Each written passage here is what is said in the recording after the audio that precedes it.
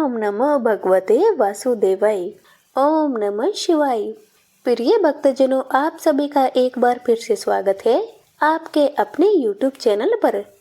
क्या आप जानते हैं कि एक ऐसा व्रत भी है जिसके प्रभाव से अल्प आयु का योग भी टल सकता है, स्वभाग्य की रक्षा होती है और मनचाहा जीवन साथी प्राप्ति होने का आशीर्वाद मिलता है।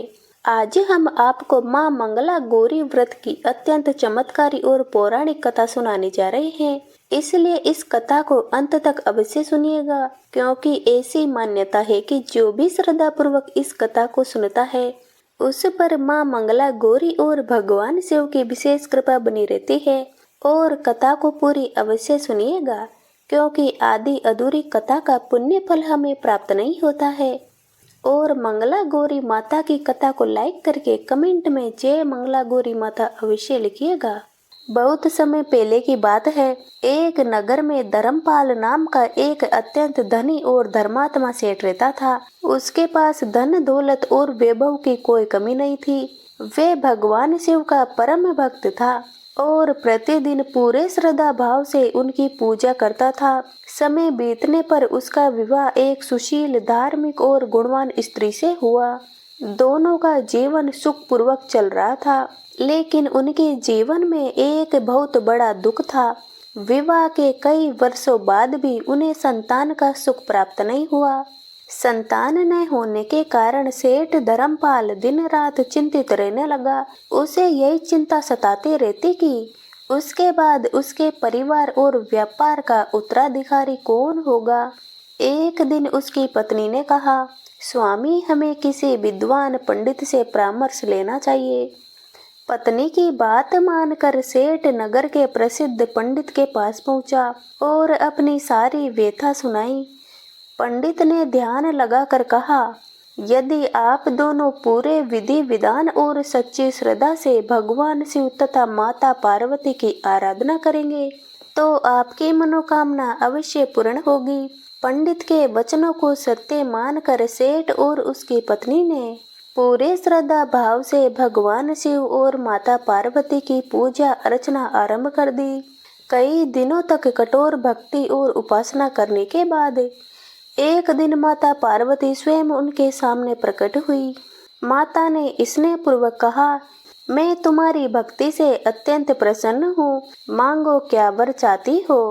सेठानी ने हाथ जोड़कर विनम्रता से कहा, हे जगत जननी, मुझे केवल संतान का सुख चाहिए। माता पार्वती ने मुस्कुराकर कहा, तुम्हें पुत्र रत्न की प्राप्ति होगी, लेकिन उसकी आयु अल्प होगी। कुछ समय बाद माता के आशीर्वाद से सेठानी ने एक सुंदर पुत्र को जन्म दिया। पुत्र के जन्म से पूरे घर में उत्सव मनाया गया। जब उसका नामकरण संस्कार हुआ तब सेठ धर्मपाल ने माता पार्वती के वरदान और अल्पायु वाले वचन की बात ज्योतिषियों को बताई।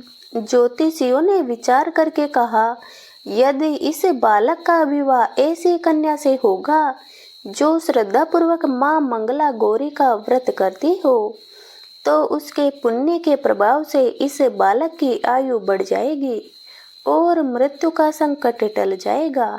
समय बीतता गया और जब पुत्र विवाह योग्य हुआ तब सेठ धर्मपाल ने ऐसी एक धार्मिक और सद्गुणी कन्या की खोज की जो नियमित रूप से मंगला गौरी का व्रत करती थी। शुभ मुहूर्त में दोनों का विवाह संपन्न हुआ।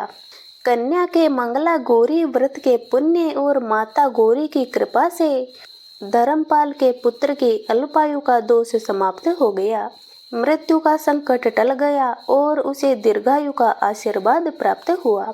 सेठ धर्मपाल और उसका पुत्र परिवार माता मंगला गौरी की महिमा का गुणगान करने लगा।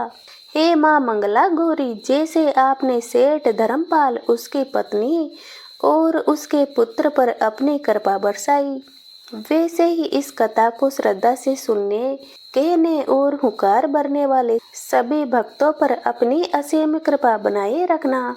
उनके जीवन से सभी संकट दूर करना, उन्हें अखंड सौभाग्य, सुख, समृद्धि, उत्तम स्वास्थ्य और लंबी आयु का आशीर्वाद देना। जय मां मंगला गौरी, जय भोलेनाथ। प्रिय श्रोताओं, सावन के प्रत्येक मंगलवार को मंगला गौरी व्रत रखा जाता है। इस दिन विवाहित महिलाएं अखंड सौभाग्य और पति की दीर्घायु के लिए, जबकि अविवाहित कन्याएं मन चाहा वर प्राप्त करने की कामना से माता मंगला गौरी और भगवान शिव की पूजा करती है। मान्यता है कि इस व्रत से दाम्पत्य जीवन में सुख, शांति, प्रेम और समृद्धि आती है तथा परिवार पर माता गौरी की विशेष कृपा बनी रहती है। यदि आप भी मां मंगला गौरी का आशीर्वाद पाना चाहते हैं तो इस व्रत के दिन विधि विधान से पूजा करें और श्रद्धा पूर्वक इस पवित्र कथा का श्रवण अवश्य करें। कथा के उपरांत विवाहित महिलाएं अपनी सास और ननद को 16 लड्डुओं का बायना देती है। इसके बाद 16 बातियों वाले दीपक से माता की आरती की जाती है। अगले दिन बुधवार को माता मंगला गौरी की प्रतिमा का नदी, तालाब या किसी पवित्र जलाशय में विसर्जन किया जाता है। अंत में हाथ जोड़कर पूजा में हुई सभी भूल चूक के लिए माता से क्षमा याचना की जाती है। इस व्रत को परिवार की सुख, समृद्धि और मंगल के लिए लगातार 5 वर्षों तक किया जाता है। अब सुनिए भगवान शिव की आरती। ओम जय शिव ओमकारा, ओ स्वामी जय शिव ओमकारा। ब्रह्मा विष्णु सदा शिव अर्धांगी धारा। ओम जय शिव ओमकारा। एकानन चतुरानन पंचानन राजे, ओ स्वामी पंचानन राजे। हंसानन गरुड़ासन वृषभान साजे। ओम जय शिव ओमकारा। 2 भुज 4 चतुर भुज 10 भुज अति सोहे, ओ बोले 10 भुज अति सोहे। भोला जी का रूप निरखते त्रिभुवन जन मोहे। ओम जय शिव ओमकारा। अक्षमाला वनमाला रुंडमाला धारी, ओ बोले रुंडमाला धारी। त्रिपुरारी च मुरारी कर कमलाधारी। ओम जय शिव ओमकारा। श्वेतांबर पीतांबर बागांबर अंगे, ओ बोले बागांबर अंगे। सनकादिक गरुड़ादिक भूतादिक संगे। ओम जय शिव ओमकारा। कर मध्य सुकमंडलु चक्र त्रिशूल धारी, ओ बोले चक्र त्रिशूल धारी। सुखकारी दुखहारी जग पालनकारी। ओम जय शिव ओमकारा। ब्रह्मा विष्णु सदा शिव जानत अविवेका, ओ बोले जानत अविवेका। व्रणवाचर के मध्य ये तीनों एका। ओम जय शिव ओमकारा। त्रिगुण स्वामी जी की आरती जो कोई नर गावे, ओ बोले जो कोई नर गावे।